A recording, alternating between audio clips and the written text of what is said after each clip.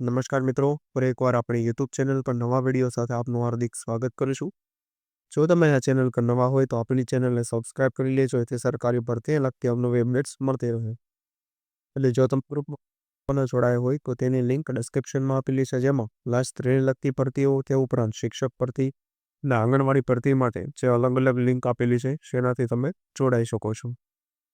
તો મિત્રો, આજના વિડીયોમાં જે સંસ્કાર તીર્થ વિદ્યાપીઠની અંદર શિક્ષક અને સ્ટાફ ભરતી આવેલી છે, જેમાં જોવામાં આવે તો બાલવાટિકા ત્યારબાદ પ્રાથમિક, માધ્યમિક અને અન્ય જે બિન શૈક્ષણિક સ્ટાફની પણ ભરતી છે. લાયકાતની વાત કરવાનું હોય તો વિષય મુજબ રહેશે. ત્યારબાદ કોમન જે 10 પાસ 12 પાસ પીટીસી સ્ટાર્ટર છે એ લાયકાત રહેશે અને વોટ્સએપ દ્વારા અથવા તો રૂબરૂ તમે અરજી કરી શકો છો. તો આ વિષયની વધુ વિગતવાર માહિતી આપણે આ વિડીયોમાં આગળ મેળવીશું. તો ચાલો મિત્રો, વિડીયો શરૂ કરીએ.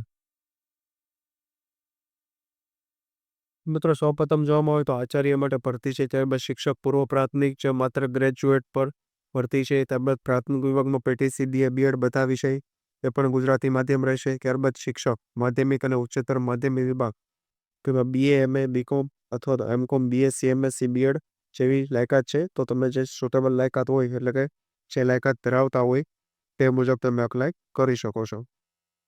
ત્યારબાદ બધા વિભાગમાં શિક્ષક બીપીએડ અથવા તો એટીડી એટલે કે પીટી અને ચિત્ર શિક્ષકની ભરતી છે. ક્લાર્ક જે બીકોમ એમકોમ કરેલા હોય તે ફોર્મ ભરી શકે છે.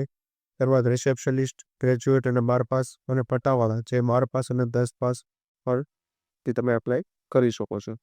તો આ મુજબ તમે જે લાયકાત લાગુ પડતી હોય તે મુજબ પોસ્ટ માટે એપ્લાય થઈ શકો છો. ત્યારબાદ અન્ય માહિતી જોવામાં આવે તો અનુભવીની અગ્રતા રહેશે. જો ઉમેદવારે પાસપોર્ટ સાઇઝનો ફોટો, શૈક્ષણિક લાયકાત, અનુભવના ગુણપત્રોની પ્રમાણિત નકલો સાથે જે હસ્તલિખિત અરજી સાથે 20 મે 2025માં રૂબરૂ અથવા નીચેના નંબર પર વોટ્સએપ કરી દેવાની કહેશે. જે આણંદ જિલ્લાની સ્કૂલ છે તેનું સંપૂર્ણ સરનામું એ દર્શાવેલું છે તથા સંપર્ક નંબર પણ આપવામાં આવેલો છે.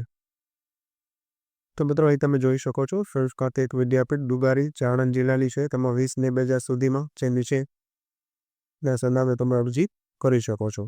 તો આ વિષયની પીડીએફ તમને આપણા વોટ્સએપ ગ્રુપ પરથી મળતી રહેશે, તો ત્યાર પણ તમે જોડાઈ શકશો. તો આજના વિડીયોમાં બસ આટલી. ફરી મળીશું નવી માહિતી સાથે.